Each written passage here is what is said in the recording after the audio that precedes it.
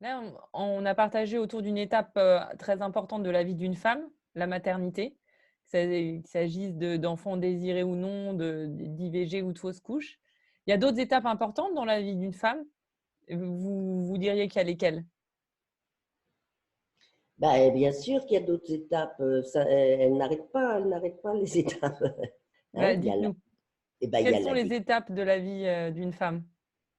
bah, c'est déjà la découverte de sa féminité, de sa sexualité de plaisir. Mmh. Ça, c'est la découverte pour moi de l'âge adulte. Qui vient en fait avant celle de la maternité. Ben, ce serait logique.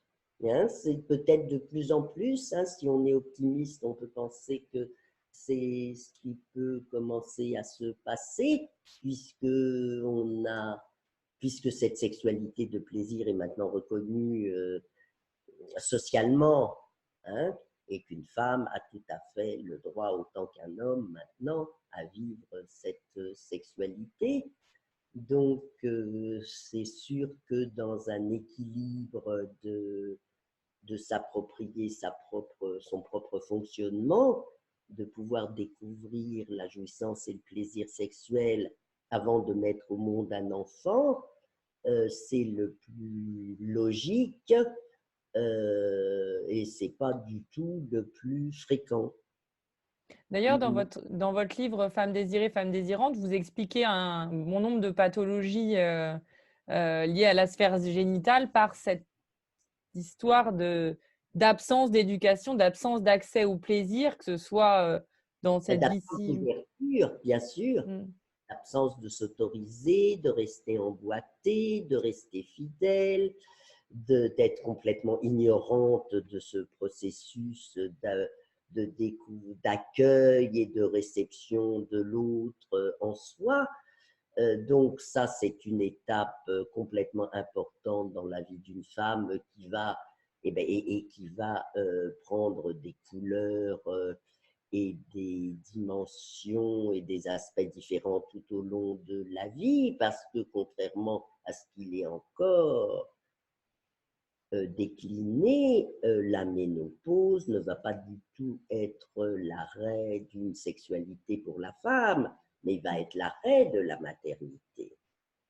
Donc, si vous voulez, dans les étapes importantes, eh ben, cette maternité, cette vie de femme adulte qui est complètement en pleine dynamique de pouvoir se réaliser dans toutes les facettes de notre personnalité. Hein, si on parlait de féminin et de masculin, hein, quand on est dans son travail et dans sa transmission, on est dans son masculin. Mmh.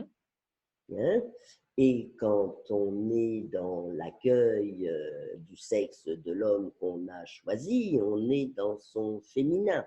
Mmh.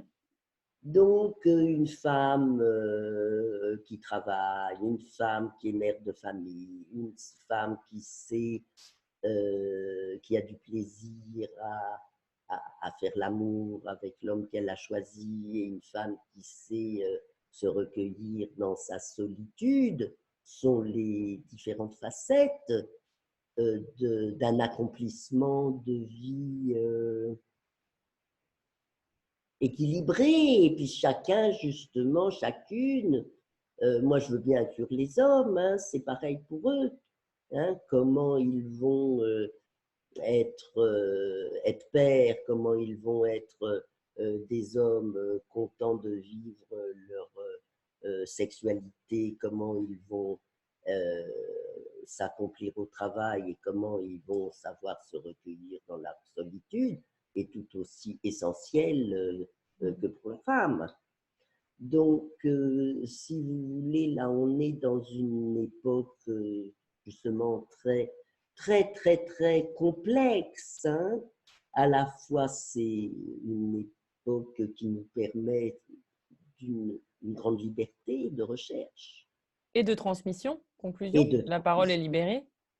Mmh. Et les événements sociaux qui ne suivent pas forcément et qui nous rappellent toujours. Alors, vous savez, c'est comme c'est comme un boomerang. Là, il y a de la régression. Hein, il y a de la liberté, il y a de l'ouverture, et puis ça se concentre, je dirais, sur, par exemple, je trouve qu'on a vraiment libéré, et moi toute libération me convient, la sexualité fantasmatique. Mais c'est pas pour ça qu'on sait apprendre à nos enfants de se rencontrer et d'avoir une sexualité d'échange et de communication. Donc on est aussi en pleine régression.